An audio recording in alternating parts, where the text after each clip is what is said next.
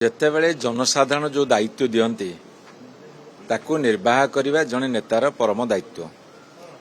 ତେଣୁ ଦାୟିତ୍ୱ ନିର୍ବାହ କଥା ଉଠିଛି।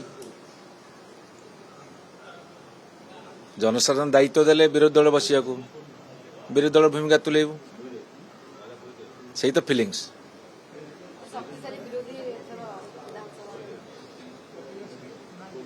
आपण मानकर गोटे धारणा होची विरोधी दल माने केवल विरोध करिवे, या तो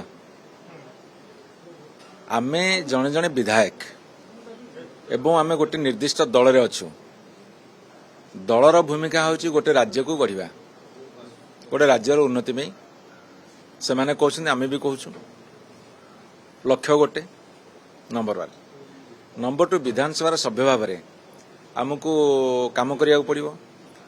जेहेतु आमे विरोधी दल अछु, सरकार जिते त्रुटि विच्युति घटव बा भूल पदक्षेप नेबे से जरूर जनसाधारण पे आम लड़ाई करूँ। विरोधी दल भूमिका होची सेटा। तेणु लक्ष्यटा कौन, जो प्रगतिशील ओडिशा गठन करा जायछि ताको आगु त्वरान्वित करने को आम वर्तमान सरकार को परामर्श दौचु। शुणु, आपण मानकर ये जो शब्दकोश रु कुआडे गोटे शब्द आनी गठनमूलक विरोधी मूलक ये सब कहीं आनुंट मुझे कहनी, आपण मैंने भूल बुझुंट।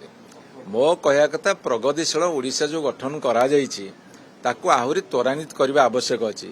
जदि ताहा नहब ताले विरोधी दल हिसाब से आम निश्चित भाव जनसाधारण स्वर को शाणित भाव उत्तोलन करूँ। गतकाल तो विरोधी दल नेता चयन करागला एवं अन्य पदवी सब चयन करागला, से पर्यायक्रमे सब कथा होची। समस्ते कठिन परिश्रम कर ओडिशावासी सेवा करने।